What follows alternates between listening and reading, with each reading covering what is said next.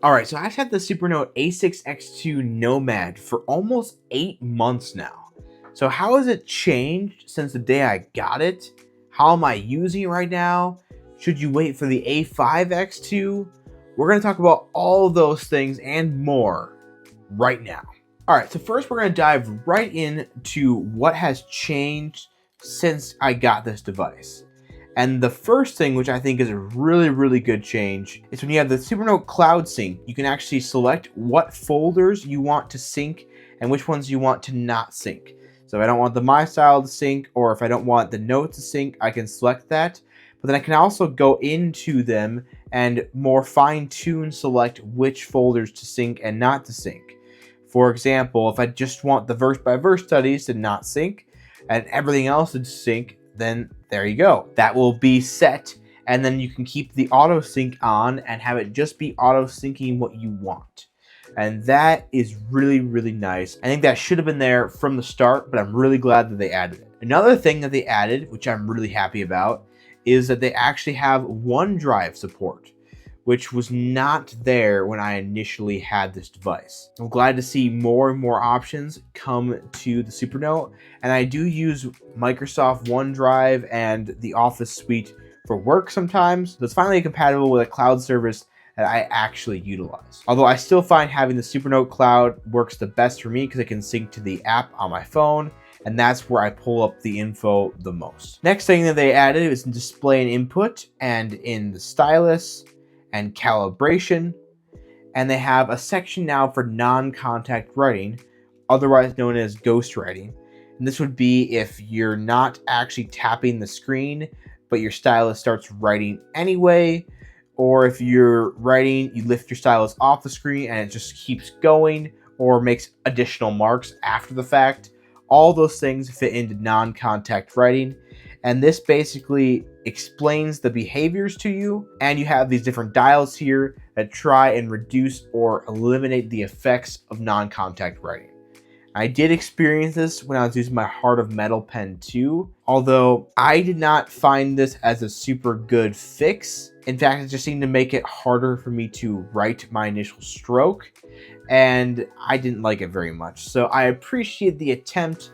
It's there. Definitely try it if you're experiencing that problem, but it didn't seem to be a big fix for me. Something else that has changed since when I bought this device is I actually went out and bought the standard push-up pen after initially having the Heart of Metal pen as my stylus.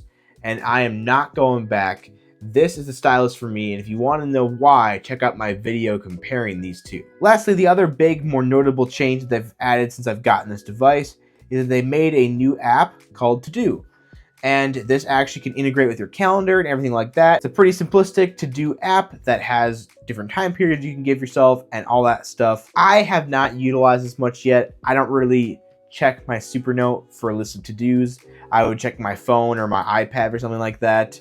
So haven't found a use for me, but it's good that they have it. I think having more options of things like this is always welcome. I like that they have their device capable to do a whole bunch of different things if you want to use it for that. And if you don't, well, they're not really in your way. They're just there if you need them. You can actually have some of your handwriting right here in a note and select it with the lasso tool and actually add it to your to-do list. So it recognized it and turned it into text.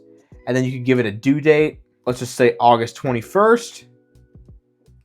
Add, and it's added to your to-do, which is pretty neat that you can have that right there and take some handwritten text and put it in your to-do app. Although, as someone else has pointed out, you can't take a whole list of things and put it in your to-do. So it's still not super practical. You have to add them all one by one. And it's like, I don't really know how useful that's really going to be to most people. But it is there. And again, it's cool, especially if you have just one task that you happen to write out really quick and then you want to add it to your list. You can do that, and that's nice. All right, but enough of what's actually new with this device. How am I using it? How has it been for 8 months? Well, 80% of the time I'm using this device, I am using it as my dedicated notebook. I've been kind of playing around with this 5mm dot template because I like keeping my writing a little smaller if possible, because the smallest line template is 8mm. It's a little too thick for me. I prefer even narrower lines, so like a 6 or 5 would be perfect. I wish they had that as a default template, and I haven't found a good one online to import yet, but if I would import any template, that'd be the one. So hey, if you have any great 5 or 6mm templates that you found, feel free to comment below with that. I will definitely be using that and checking that out, and I would greatly appreciate it. So yeah, 80% of the time, this is just my infinite notebook.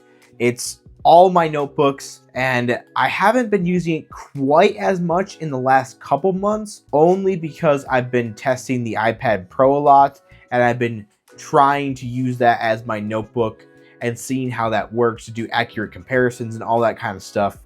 So I haven't been using it quite as often, but I still use it most days, and I have several notebooks in here that are just over 100 pages or really, really long, and I'm still going on them, and that's just what it is. It's my collection of all my notebooks all right here, instead of having a stack of notebooks that I'm going to forget about lying around somewhere. The other basically 20% of the time that I've been using this thing has been reading PDFs or marking them up, all that kind of stuff. Some books as well. I have the whole NKJV PDF loaded up here as well. So all that kind of PDF related things I've been doing on this tablet.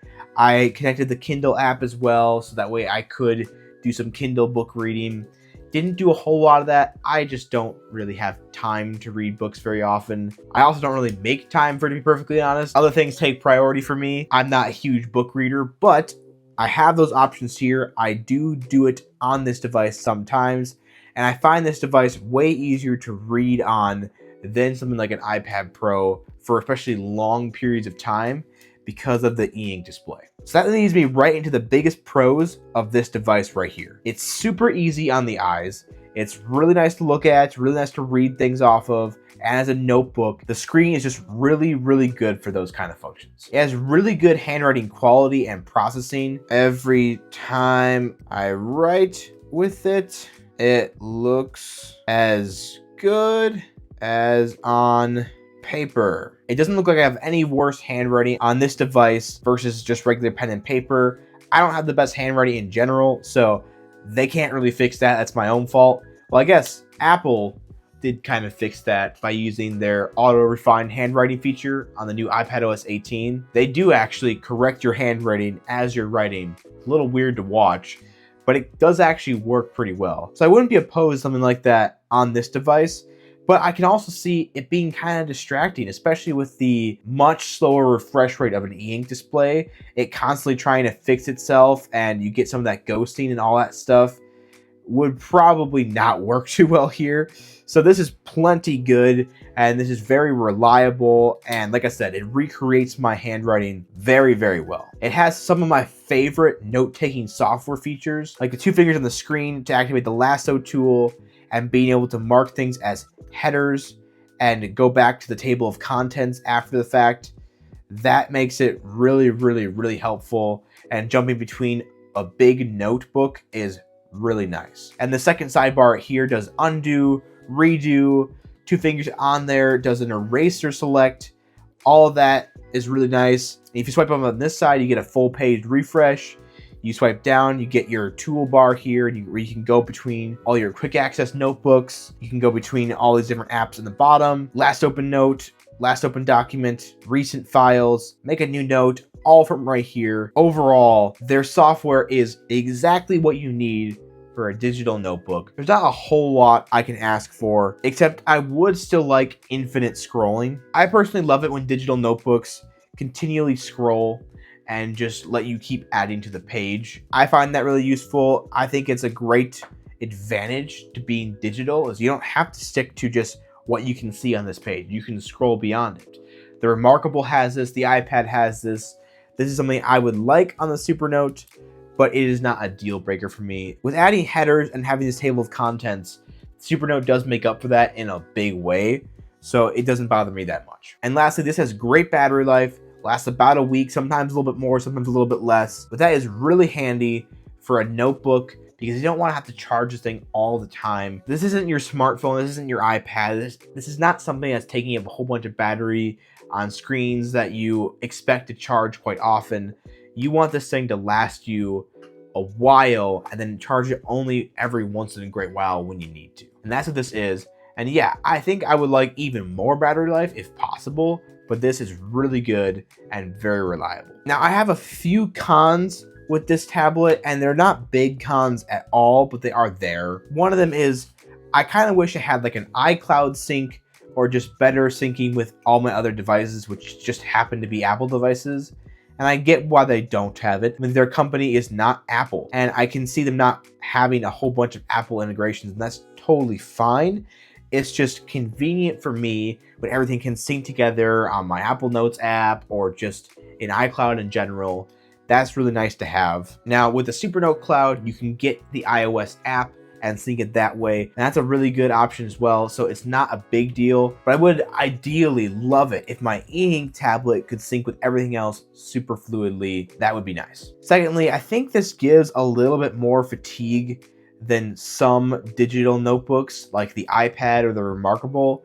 That's because the Feel Right 2 screen, that does actually press in a little bit like a pad of paper. And I think it's actually more realistic, but it does offer a little bit more fatigue. So if that bothers you a lot, you may just want to be a little cautious of this. But again, it depends on what kind of stylus you use a little bit as well, and several other factors. So it's not a huge turnoff. Neither of those things are really big deals at all, but they're just something that has somewhat bothered me over these 8 months, and I just thought I'd mention. Lastly, a con that I don't have super strongly, but I know many other people have, and as of more recently, it's become a little bit more of a con to me, is that this does not have a larger size yet. The A5X2 is not released at this moment. Hopefully by the time this video is out, maybe it'll already be announced. That would be fantastic. By the time of recording this video, we don't have the A5X2 yet, and this is the only option from Supernote if you want to order today. And that leads me right into my final question. Should you wait for the A5X2? Well, if you really need that larger size, then obviously yes. If you're also curious about a potential different design, and I think they're supposed to have more of like a half folio case for it, and maybe even a different way of attaching the stylus, because at least the prototype version they released did not have the loop on it anymore. So that's kind of interesting. So if any of those things are at all interesting to you, I think it's already third quarter, which is supposedly when they're going to release it, I say wait. Now, if it's towards the end of the third quarter and they delay it again, well, I'd be a little less likely to recommend to wait much longer, because honestly, then I don't know when it's happening. And they've already delayed it a couple times again, so it's really hard to say if we can depend on it being released in this time period or not. While I do think a bigger size has benefits, the smaller size certainly does too. It's a little bit more portable. It takes up less space in a backpack. It adds less weight in a backpack.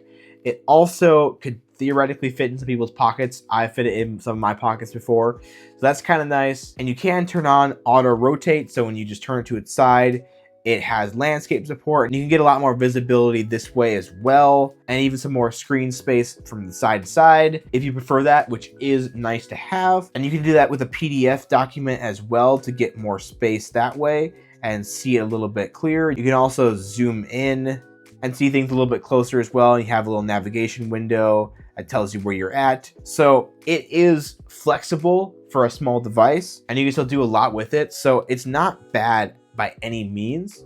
But again, if size is a concern, I think we're getting close enough where it may be okay to hold off for a little bit longer. But if you've been waiting long enough and you're a little nervous that this might be too small, I think it's probably going to be fine for you.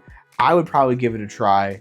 And I really do enjoy my Supernote A6X2 Nomad. I will be getting sent the A5X2 when it comes out, so I will be reviewing that right alongside this, so be subscribed for that. And my goal right now is to get to 5,000 subscribers before the end of the summer. So please subscribe to the channel, recommend to your friends to subscribe to the channel, anything like that would be greatly helpful. And if you enjoyed this video, please share it, like the video, and comment below. And as always, have a great rest of your day.